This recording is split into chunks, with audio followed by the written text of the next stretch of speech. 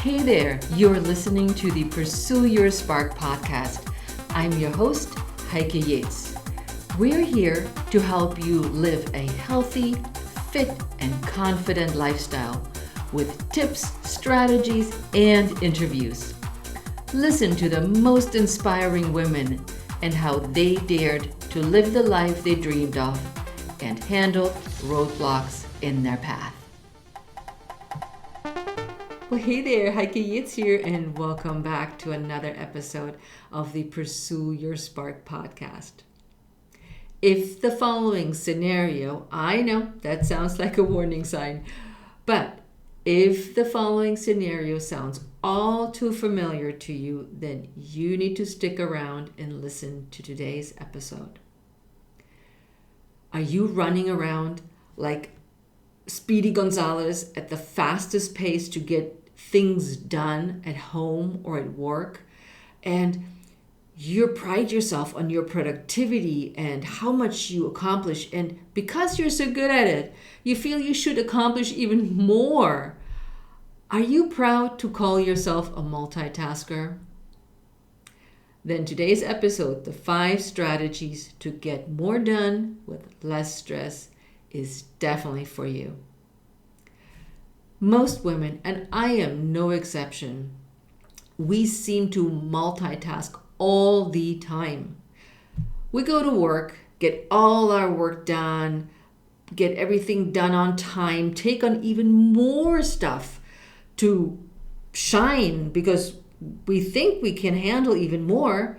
We cook meals, and then we drive the kids maybe to their sports activities. And at the end of the day, after we cook the meal, clean the kitchen, we're supposed to be the sexy wife for our husband or partner.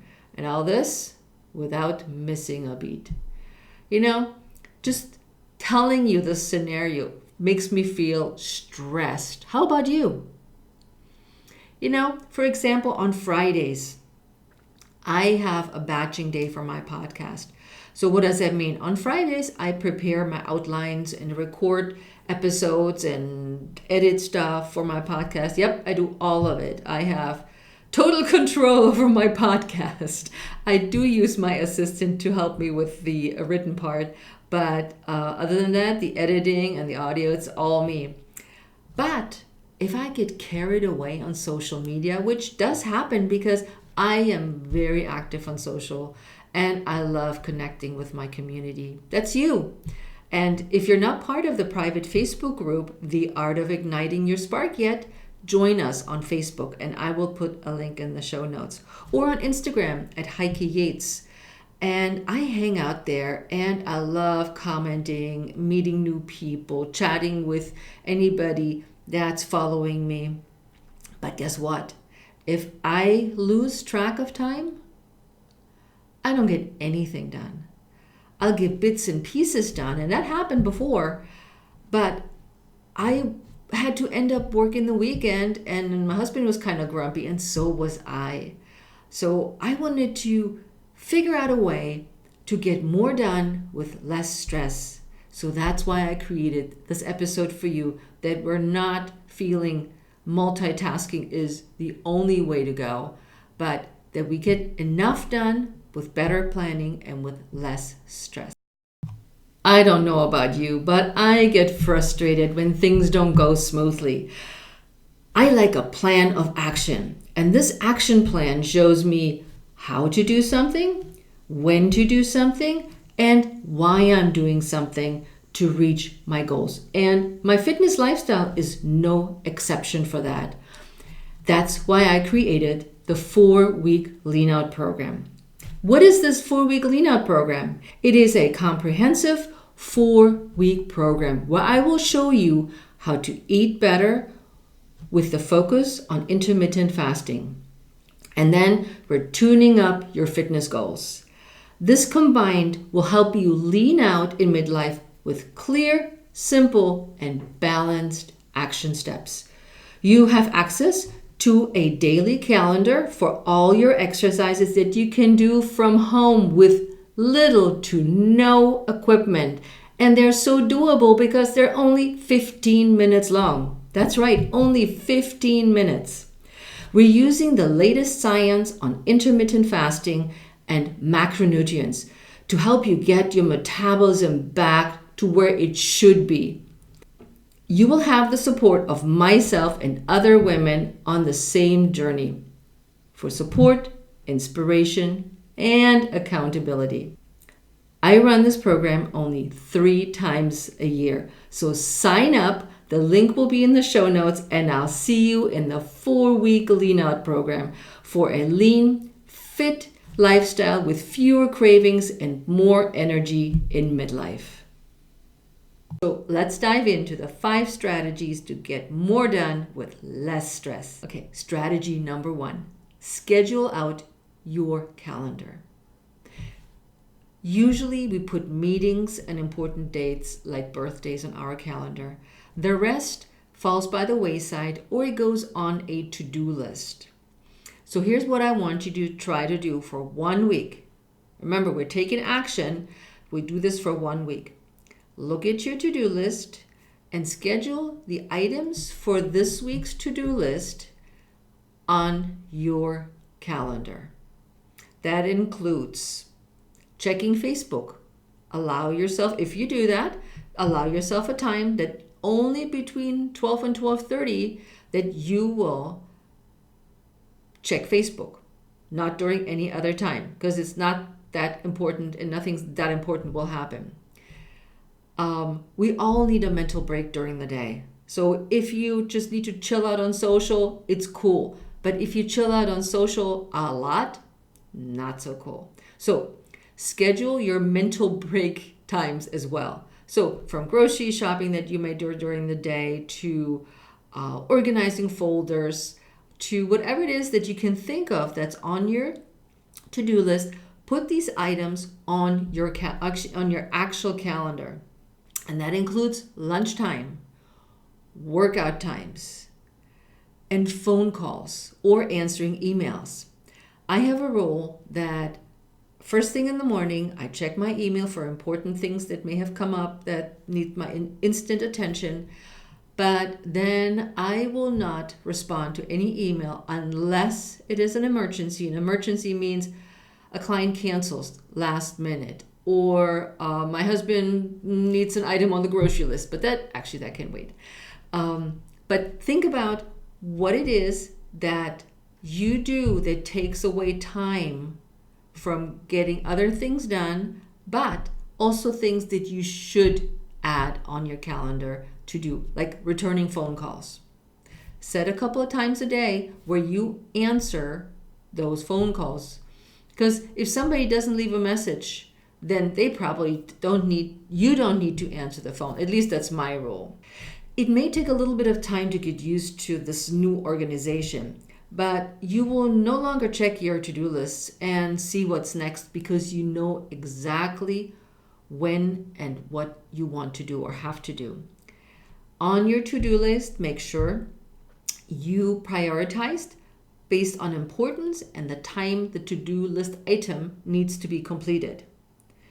So there's no question when this task is put on your calendar, for what time and how long it should take. This goes for your breaks too. Put in breaks. Most people don't do that. They're like, oh, I just take a break whenever. Remember, it is currently recommended that we take every 50 minutes a break from seated activities to improve our health. So every 50 minutes could be a 10-minute get up, walk around, stretch out, go talk to a buddy, or walk to the next cubicle, or just walk around at work and check stuff out and then come back. So these breaks are on your calendar as well.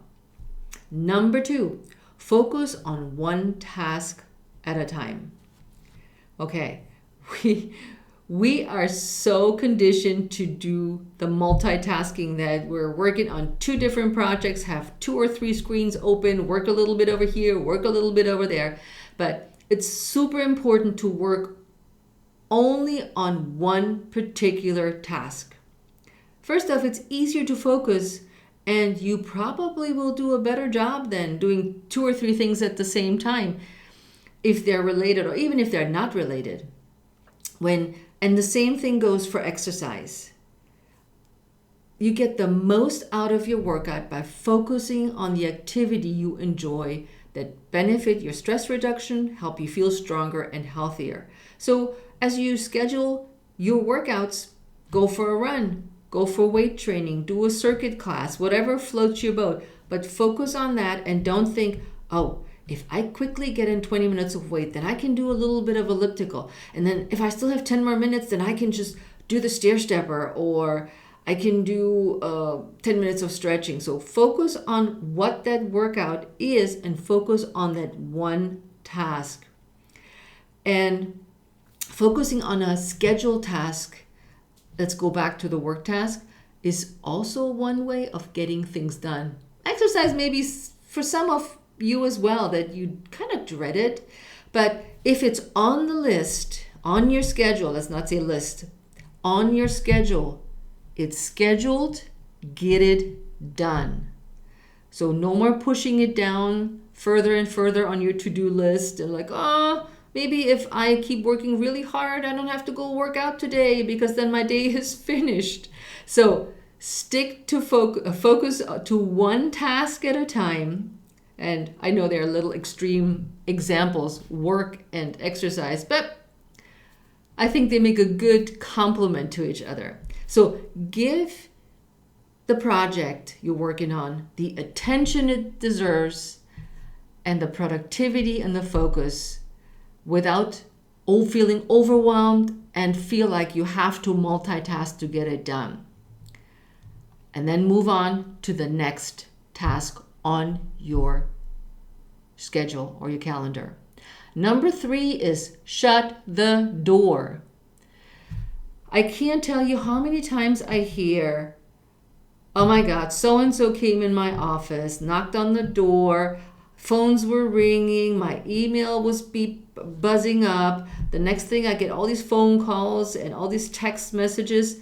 No, shut the door refers to silence everything. Before you start on your task, silence your phone, close your emails, put the do not disturb sign on the door, and focus on what you need to get done. And if you're in a cubicle, you can always put earphones over so you have silence. That may be a good way to go for you without being more distracted. Because you know what? It's so easy to leave the phone on and see messages popping up on your screen. And you just kind of think, oh, I'm going to look over there a little bit. It's not that. But it does affect your productivity massively in the long run. Because as you get distracted, you're less focused, as we talked about in number 2, and you get less done and you have to regroup each time. Now, let's move on to number 4. And I call this stuff happens, which are our roadblocks. So what do you do when you have unexpected changes happen that you just can't control? Like your boss walks in and wants you to do a job, or your dog gets sick and you have to take them to the vet ASAP. This is urgent and your dog takes priority. But stressing over a work assignment at 8 a.m. that's not due until the end of the day, that's not urgent.